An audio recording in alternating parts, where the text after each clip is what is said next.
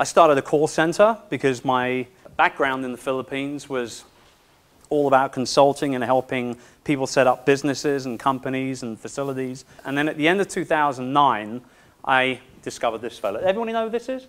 Yeah. Just making sure. Tim Ferriss, obviously, the author of The 4-Hour Workweek.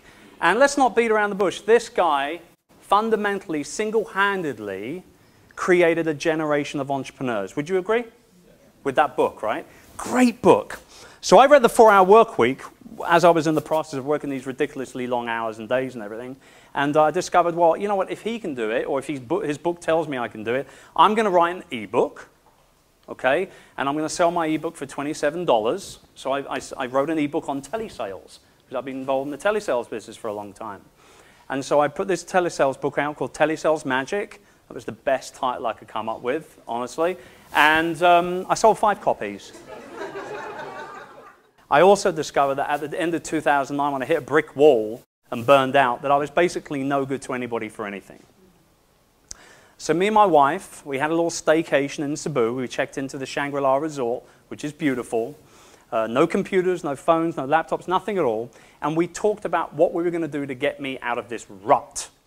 And so I decided that I was going to basically launch a 1-year-long goal to become a virtual CEO. Somebody that could still run and build his business, but didn't have to actually be there every single day.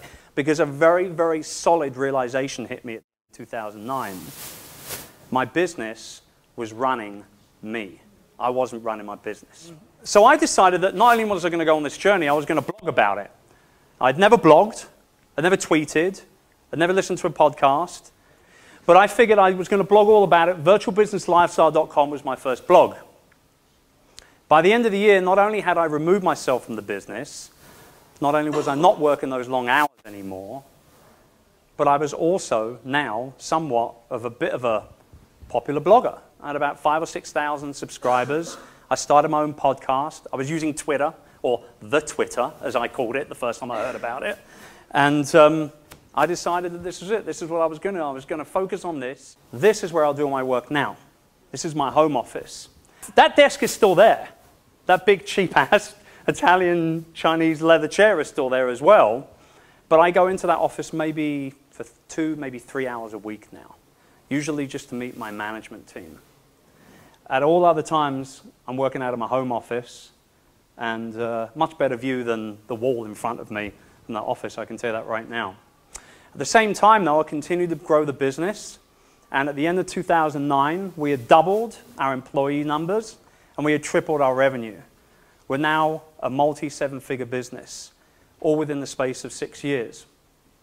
There's my now way more popular blog than it probably should be, quite frankly. 50-something odd thousand unique viewers on a monthly basis.